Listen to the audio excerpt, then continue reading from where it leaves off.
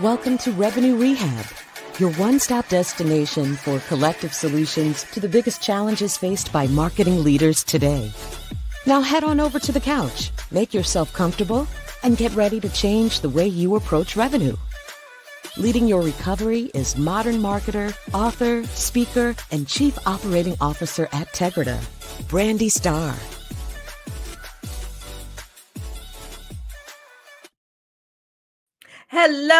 Hello, and welcome to another episode of Revenue Rehab.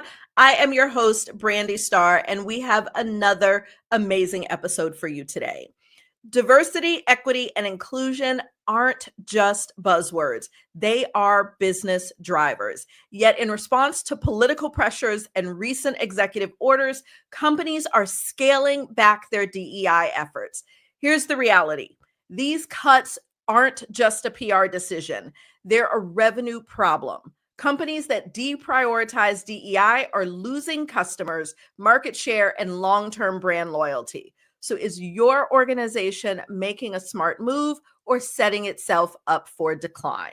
If you think DEI is expendable, this conversation might change your mind. Today, I am thrilled to be joined by Sharon Nyangweso and Anna Radulovski. Sharon is the founder and CEO of Quake Lab. She specializes in a radical new approach to problem solving with an equity lens that is measurable, strategic, and based on a strong foundation in design thinking. Anna is the founder of Women Tech Network with 150,000 members across 179 countries, as well as Coding Girls and Executive Women in Tech. Anna, Sharon, welcome to Revenue Rehab. Your session begins now. It's nice to be here. Thank you. Yes, thanks for having me. Both thanks for this wonderful intro. Yes, you both are impressive. It was hard to sort of cram the highlights of your backgrounds into such a short intro. But I'm really, really excited for our discussion today. And I think this is such an important conversation. We're just going to skip buzzword banishment. And we are going to jump straight in to our conversation because this year we have, our news feeds are flooded with this company is abandoning DEI, that company is holding true. Here's the impacts that we're seeing. And I don't think people really understand the impact that these efforts have had, not just on, creating diversity for the sake of diversity, but really impact on business. And so, I think this is one of those things that impacts so many companies, yet it's misunderstood and overlooked. Mm-hmm. And so I like to start with just a little setting foundation so that we are all working from the same playing field. And so I'd love to hear from both of you. If you can share your personal definitions of diversity, equity, and inclusion, and why these principles are essential for building resilience and forward-thinking businesses. And so Sharon, I'll start with you.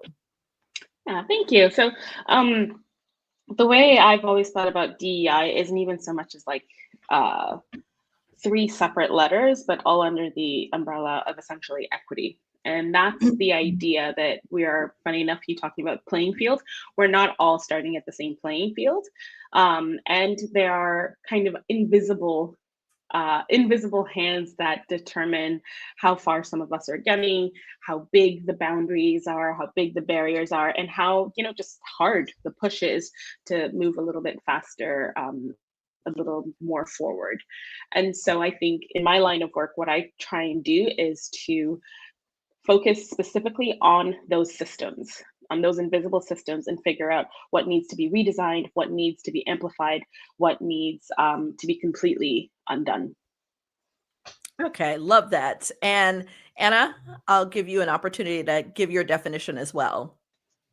Yeah, I agree. And the thought about the barriers, it hits home because as part of my work at Women Tech Network, we are about breaking barriers, breaking the glass ceiling, the silicon ceiling for women in technology. If I had to define these three terms, diversity, equity, and inclusion, I would define them in the following way.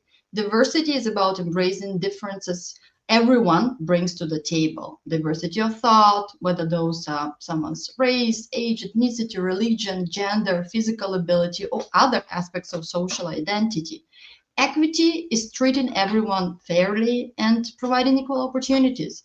And inclusion is respecting everyone's voice and creating a culture in which people from all backgrounds feel heard, appreciated, seen, valued. So this is my definition of diversity, equity, and inclusion. Perfect. And, we see a lot of what's happening related to businesses in the B2C space, especially retail.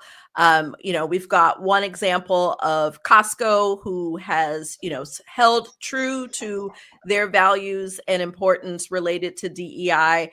And we've seen, in the most recent months, their market share and their revenue going up. On the opposite end of the spectrum, we see Walmart as an example that has taken the opposite perspective. And one of those things is, I think one of the myths that I see is that this is more of just a consumer problem in terms of if you're a retailer, this is impacting you. And most of our audience are B2B marketers. And I would argue that this is a challenge across all business. And so I'd like to start or continue with what's the most damaging myth related to DEI that you feel is holding companies back? And I'll open it up to whoever'd like to answer. Yeah, I can probably jump in here first because I think our big original sin when it comes to this space, but also business in general, is thinking about equity as a moral imperative rather than a business imperative. And I say this because once you approach it as a moral imperative, it gets relegated to a few different areas. One, it becomes, is this going to give me social capital? This is what you're seeing for a lot of businesses that jumped onto the idea of DEI around 2020. It wasn't the first time. We get ebbs and flows every few years, decades. They jumped onto this because it gave them social capital, because everyone was talking about this and they wanted to essentially cash in. This is what we do as businesses. We cash in on where revenue can be positively impacted. But the approach was to see it as a moral imperative. People are angry, people feel emotional, people are tapping into their sense of this is right and this is wrong. And that is what we're going to cash in on, this social capital of the moral aspect of this work, DEI.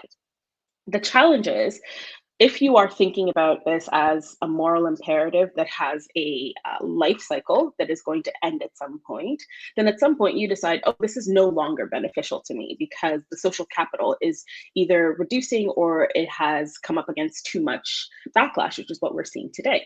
However, for the organizations that started seeing it as a business imperative that does have a moral aspect, but it is first and foremost a business imperative.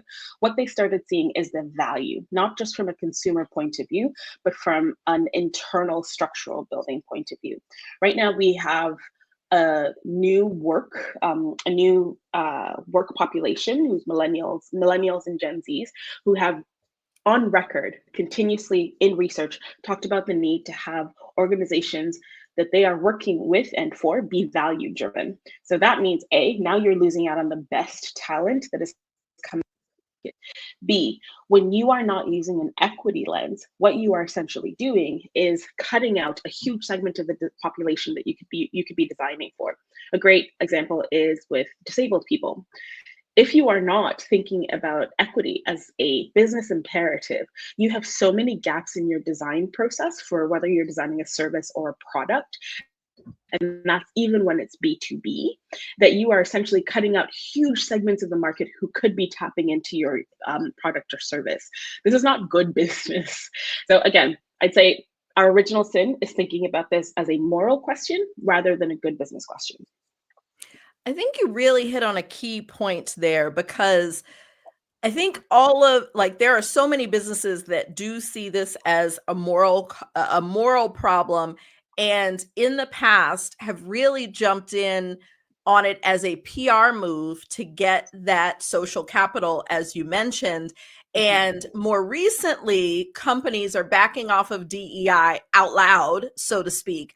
But this is something that has happened, quietly in other ways and we've seen this especially with Pride Month, and, the LGBTQ community, where they've kind of come out and said, like, please stop with the rainbow logos in June, because so many of these companies who don't really support that community want that social capital during that month. And so they'll make an effort. They'll put up the rainbow logo. They'll, do some performative social within their office, get the pictures for social media, and then very quietly go back to being a biased organization behind closed doors.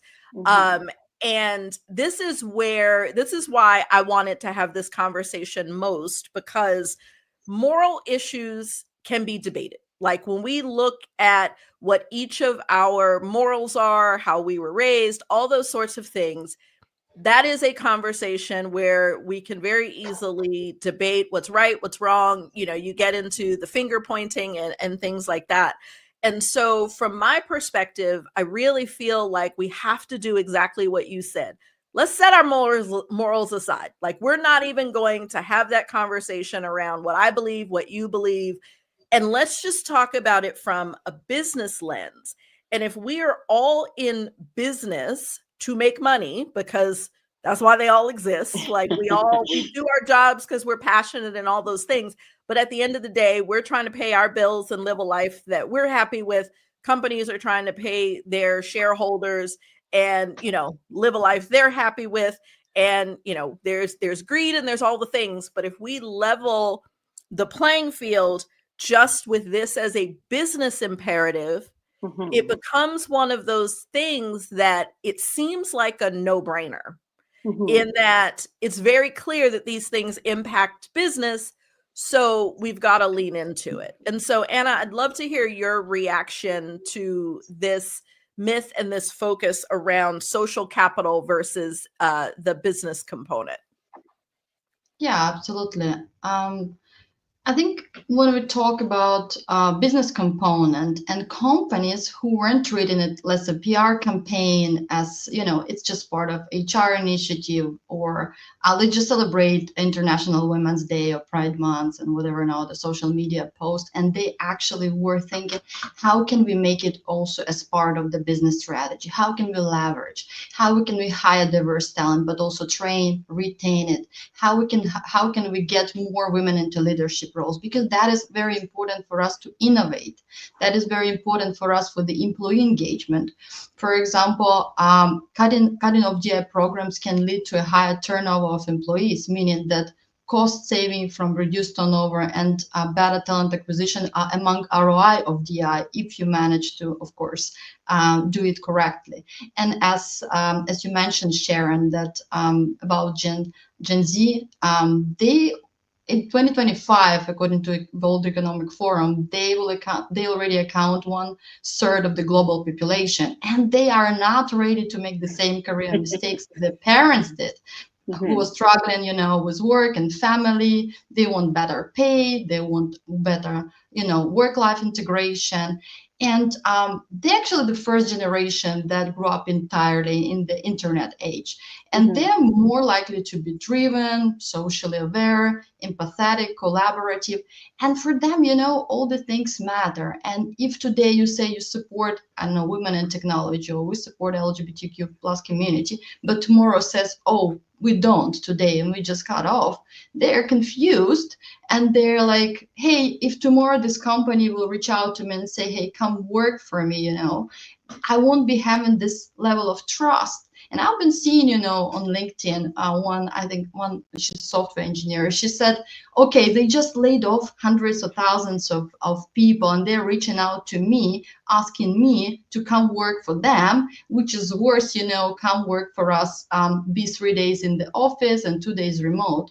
And speaking of also this lack of flexibility and this policy after COVID to start pushing to, be obligatory in the office. So this return to office policies, they also limit, the talent pool by prioritizing candidates who live near the office location, so to say.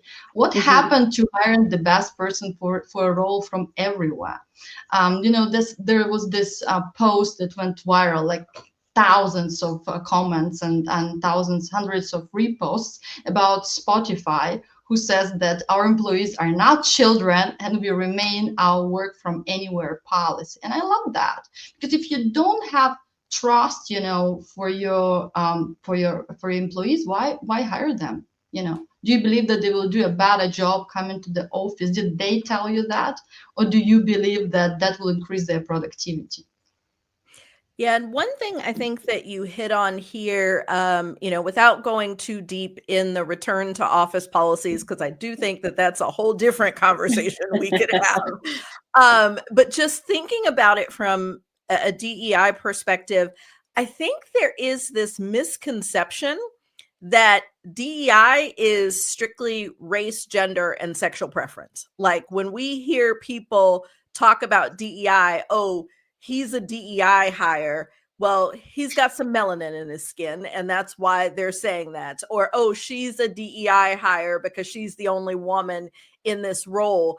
But DEI is so much bigger. And when you talk about return to office policies and things like that of attracting talent pool, there are a number of populations like those that are handicapped, those that have some sort of mental health challenges, things like that, where we are alienating those populations by removing these accommodations and policies. There was, I had a conversation with someone who felt like, and, there was a lot of negative from the pandemic and a lot of people were negatively impacted. But for him, he said that it was the best thing that happened for his career, because he has a mild, and I can't remember the exact disorder, but a mental health disorder that made social interactions extremely difficult for him. And so there were times where he felt like he was underperforming at work and was then let go because of these social challenges, not understanding social cues, the, distractions from people being around. So being able to work from home and have that be the norm removed that for him, and he started to excel in his career. And by all other standards, he would be considered the majority. He was a 30-something-year-old white man who was from, the Midwest. So in all other ways, he's the majority and not, would not be looked at as a DEI hire. But because of his own personal challenges, things had been a struggle until COVID. And so I think you both hit on some really key points around hiring, number one, and retaining talent, but then also who millennials and Gen Z are choosing to do business with. And, they are now at the age where they are in decision maker roles. They don't want to do business with those performative companies. And I'll pause and let you all react. Yeah, absolutely. I mean, maybe I should think a little bit before saying this out loud, but I immediately just want to be like, we're technically all DEI hires, like all of us across the world, because you're either on one end of the spectrum. Like as human beings are complex. We contain multitudes. There is something under the sun that makes it just a little bit tougher or something external that makes it a little tougher to move throughout the world. Even just simple things like disability.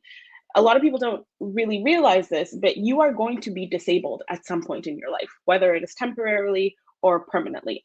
Technically speaking, under the definition of disability, a broken arm is a disability, just a temporary one, which means we all need to think about the world, not in the sense of what is this average person that we are creating?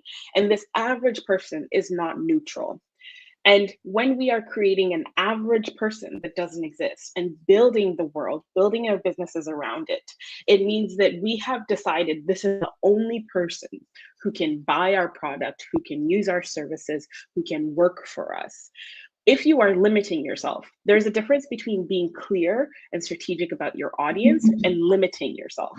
And if you are limiting yourself, it's not just saying, well, I guess no Black women are going to want to work for you, or no XYZ is going to work for you. No, everyone under the sun has a way in which they navigate the world that is going to be troublesome. And if you are buying into that, you are, like I said, just losing a huge proportion of the market just to kind of stay nice and cozy in your space. And it's not good business.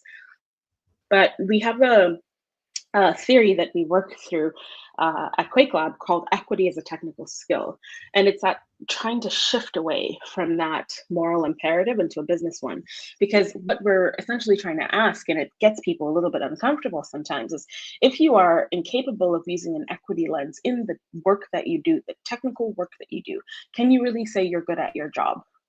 Can you honestly say that you are excellent at your job? Because I often use the example of, say, crash test dummies. Everyone knows the example of crash test dummies, about how, up until I think the late 2000s, most crash test dummies were built under the idea that a driver was basically going to be, I think it's like a 6-something or 5'7" man, a certain build, yada, yada, yada.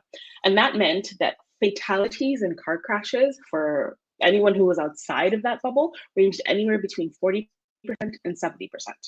So if I am someone who is building a vehicle, knowing that that is just a small proportion of the people who will be driving, but they are dying or getting, incredibly injured at huge rates, can I really say I'm good at my job? This is what it means to move away from a moral imperative to a business question.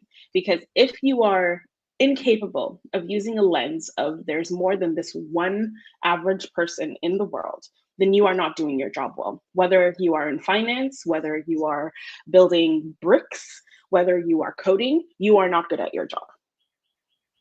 Yeah, and I think the most recent example of that I've seen, because I think crash test dummies is an important one. Like, I'm a 5'2" woman, and so you even think about where I sit in the seat and where, if I'm in an accident, where the steering wheel hits me versus your standard crash test dummy, those injuries are going to be completely different.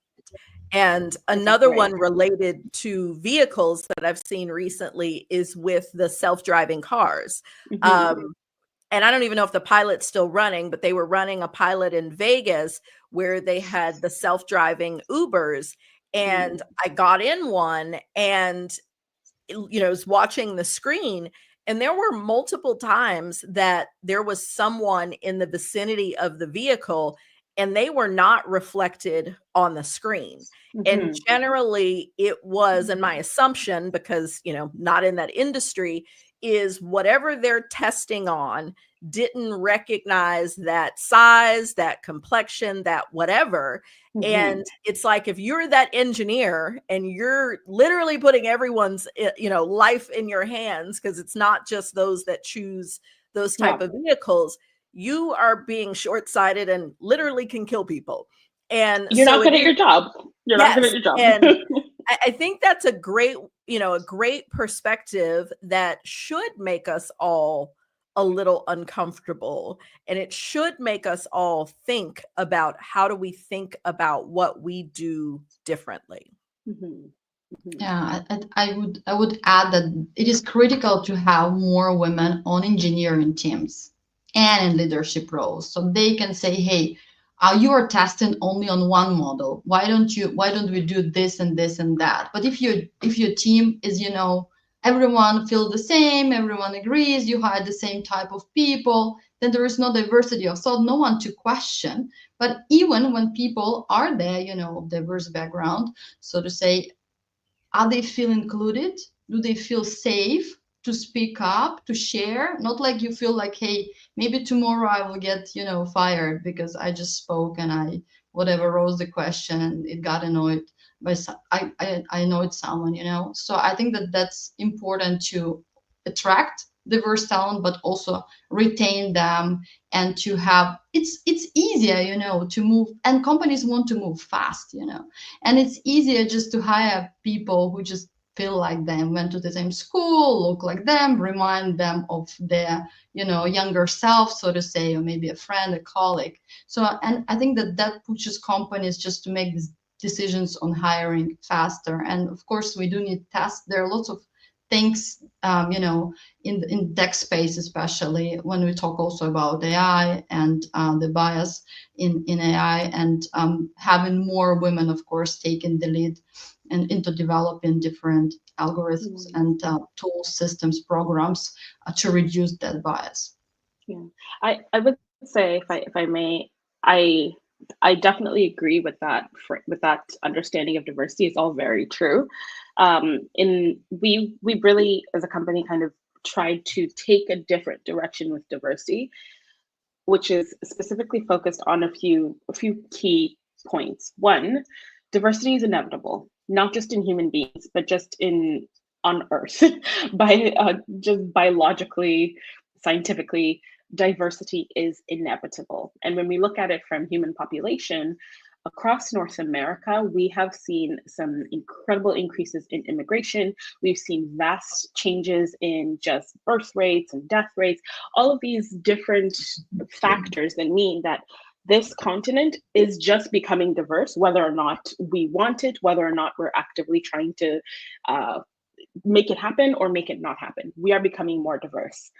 And so when you are talking about hiring to ensure that you are reflective of a population, again, trying to shift away from this idea that, be a good person and hire more XYZ. Again, and as you rightfully pointed out, it's good for your end product.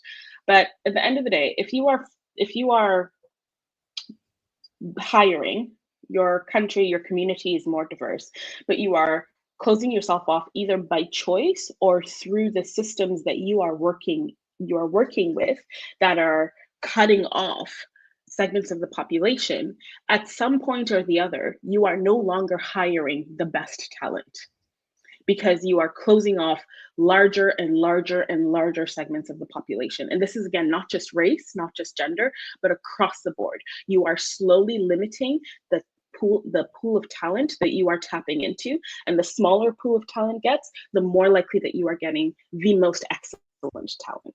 So again, this is not a question of like, do the right thing because it's good for the world, because it's all of that is correct. But also, just from a numbers perspective, you are doing yourself a disservice. You are doing your end product a disservice. You are doing your internal systems a disservice, and you are not future-proofing yourself. You will have, as a business, you will have an expiry date. And unfortunately for you, that expiry date is very, very soon. And so I'd love to hear your point. You said point number one was diversity is inevitable. I definitely want to hear, I got all in. I want to hear your point number 2 and 3.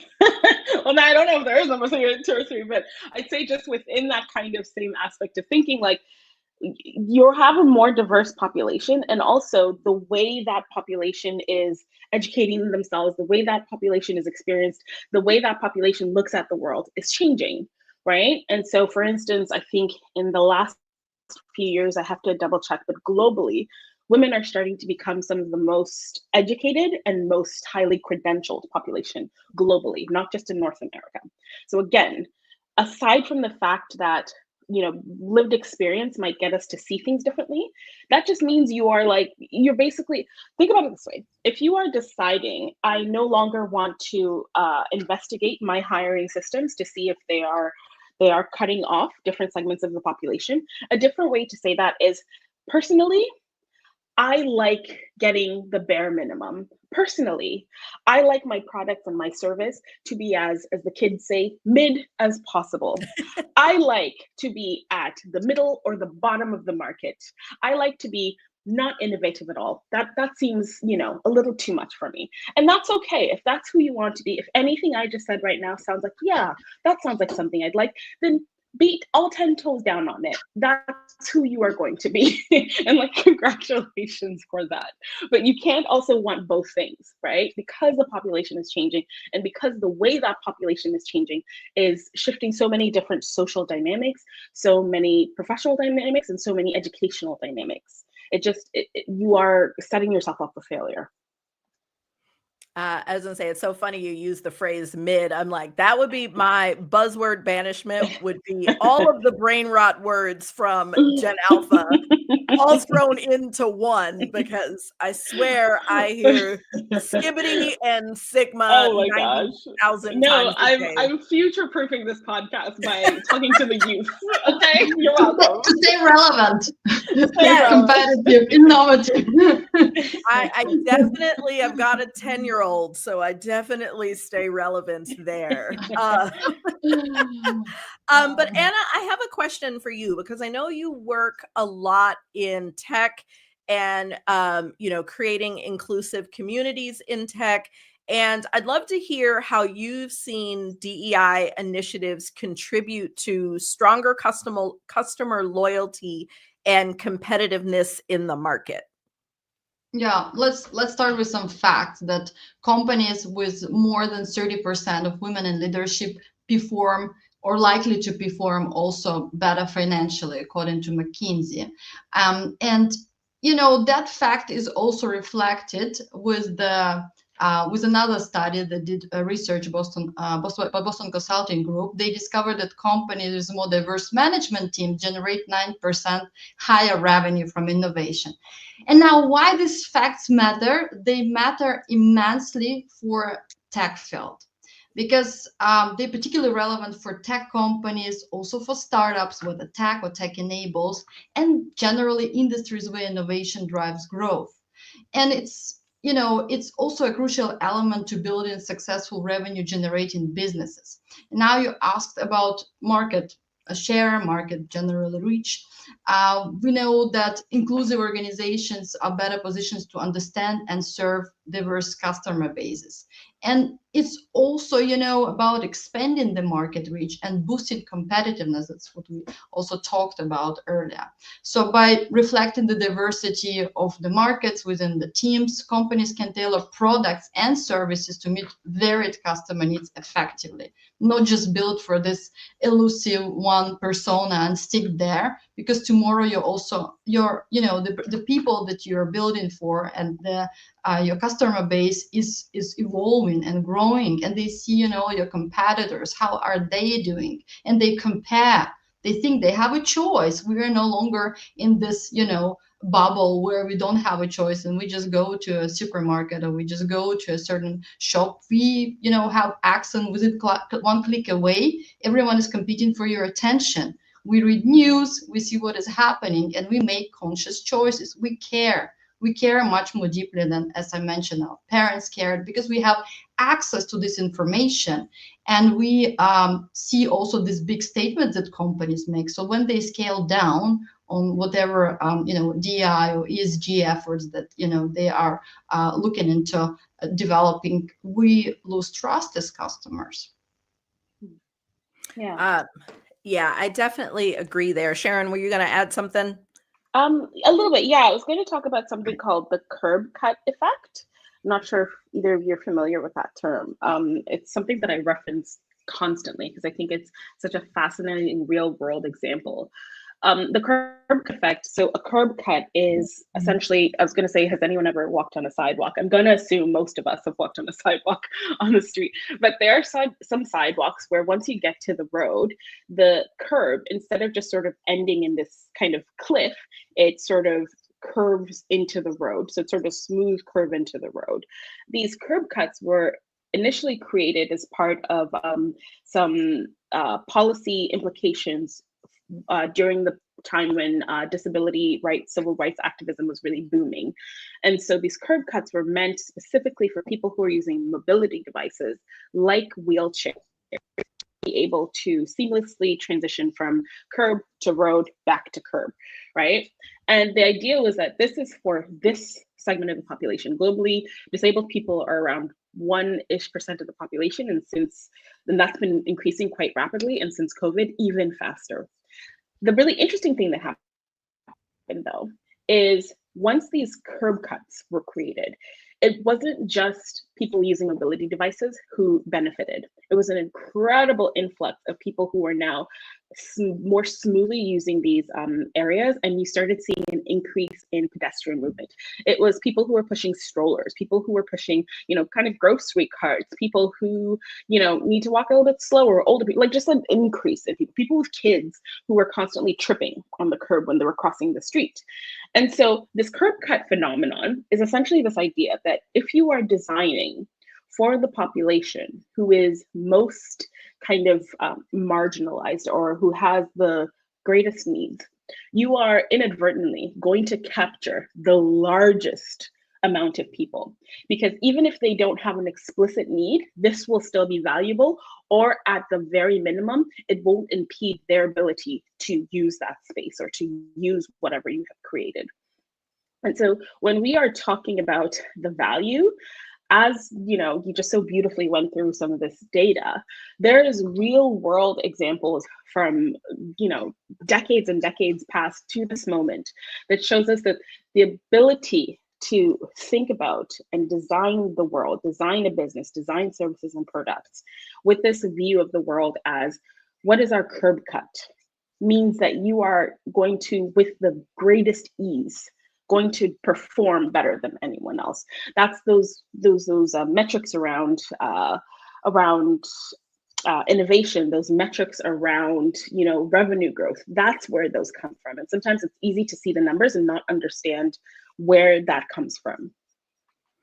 Yeah, that is such, and it's funny. So my mom is in a wheelchair. She's an amputee, and I have experienced the difference in the curbs that you've described, where they are just kind of smooth. It's almost like a little slope versus, Exactly. And I never recognized that was an intentional thing.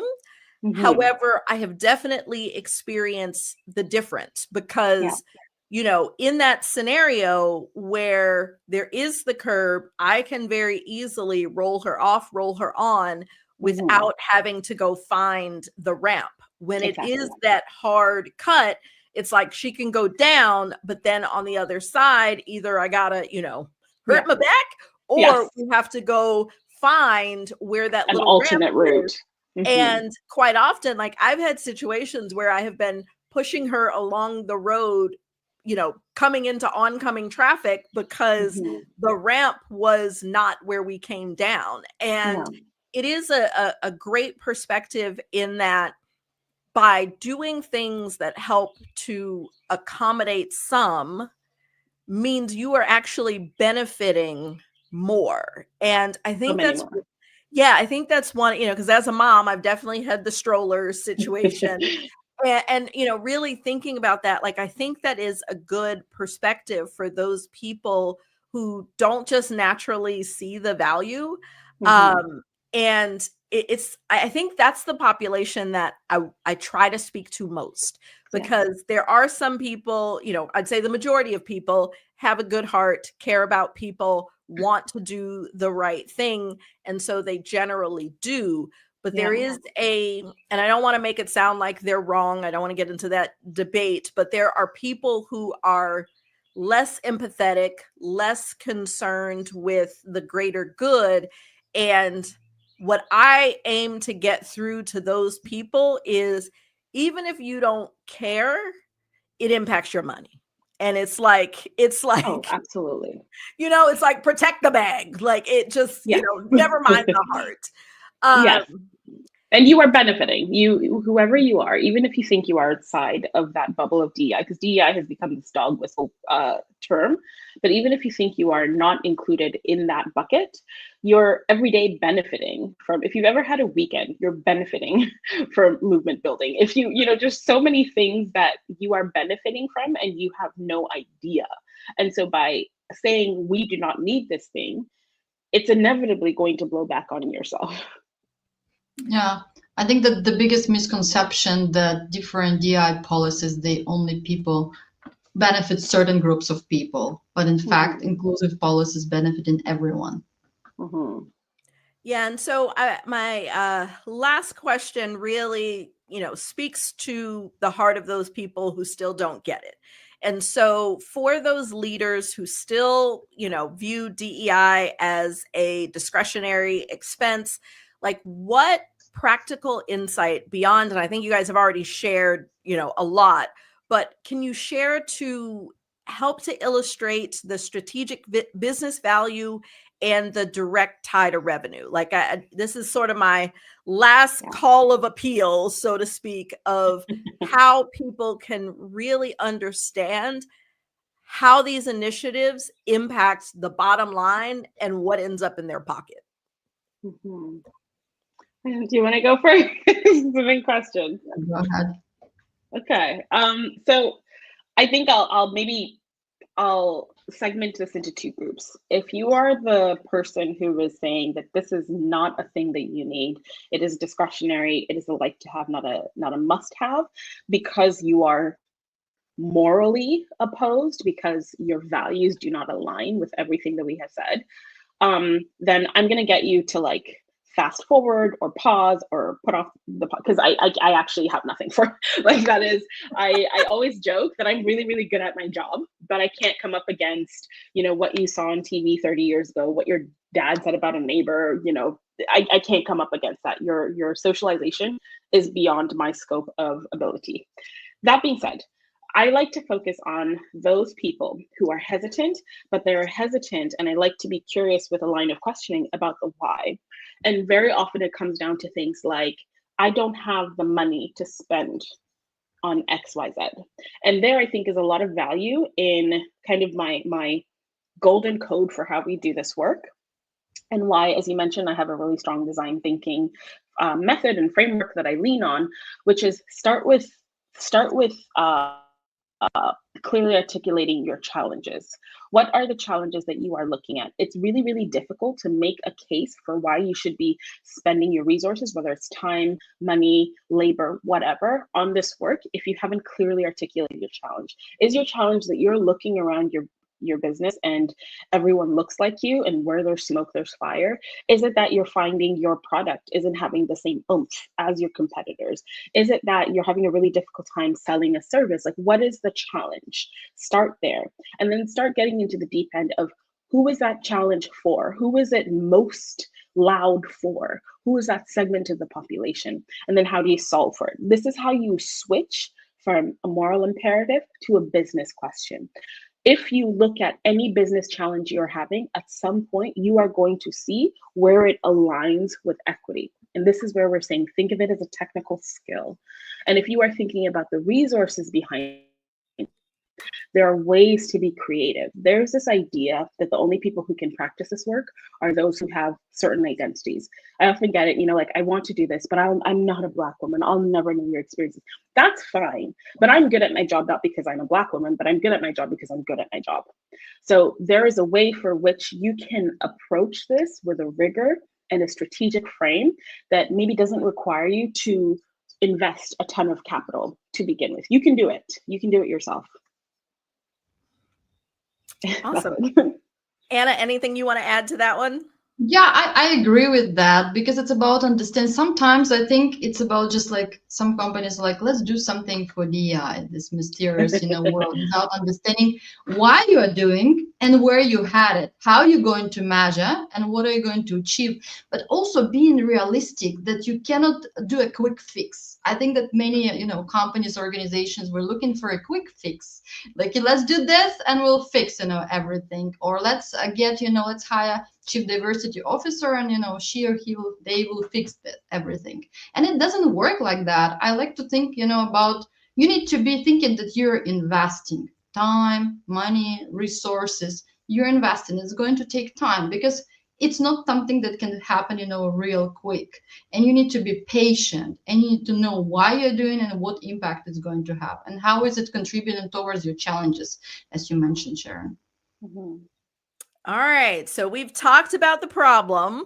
Now it's time to fix it. So welcome to the lightning round. And so I'm going to put you guys on the spot. There are 4 questions. So Anna, I'll give you 1 and 3. Sharon, I'll give you 2 and 4. And it is fast answers only. We want to make sure we leave our listeners with some actions that they can take right now to start having impact. So we know it's not a quick fix, but we at least want to get everybody started moving in the right direction. Are y'all ready? Go for it. All right. So question 1, Anna, finish this sentence. If your company has a DEI problem, the first thing you should do is to see the stats, to bring some data, understand where exactly this problem is, because this problem can be very specific and you need to take it from that. All right, Sharon, number 2, what's one red flag that signals a company has a DEI problem but might not realize it yet? All their money is put in training. Ooh, that's a good one. Anna, what's the most common mistake people make when trying to fix this? When trying to fix their DEI challenges. Yeah, one of the things, for example, that they would do is to get a woman of color to speak on International Women's Day and think that they're fixing the problem, basically. Or imagine just because she's, a Black woman or a woman of color, an immigrant woman, a working mother, doesn't matter. And she's supposed to fix it, or even know how to address it, know what to do, just because she represents this group of people. That is so accurate. And last one, Sharon, what's the fastest action someone can take today to make progress? Ooh, audit your organization, see where the challenges are, and then go from there. Awesome. I was going to say, well, every good session ends with a plan for progress. So I appreciate that because, of course, just talking about it won't fix it. And so Anna and Sharon, I so appreciate you. And I want to understand, where can our audience find you if they want to continue the conversation? So Sharon, how can people connect with you? Well, I have a love-hate relationship with LinkedIn. Some days I'm there a lot. Some days I'm like a ghost. So please do follow me on LinkedIn, Sharon Nyangweso. But also to connect with myself or my team, if you go on our website, quakelab.ca, we can chat. Awesome. And Anna, what about you? How can people connect? I'm super active on LinkedIn. I love LinkedIn. Oh, God. At moments, I find it's really difficult, to consistently write and share, bring value to my community. But I love LinkedIn, so you can find me on LinkedIn. And and I'm actually wrote a book, Chief in Tech book. It's going to be released this May. It's about how women are breaking barriers and making an impact. Awesome. Very exciting. Congratulations. Well, we will make sure to link to both your LinkedIns and your website. So wherever you are listening or watching this podcast, check the show notes to stay connected with Anna and Sharon. Well, ladies, thank you so much for joining me. I have really enjoyed the discussion. I can't believe we are at the end. So happy to be here. It was a good chat. You made my brain hurt a little bit, but in the best way. I love it. I love it. Well, I hope everyone has enjoyed my conversation with Anna and Sharon. I can't believe we're at the end. Until next time.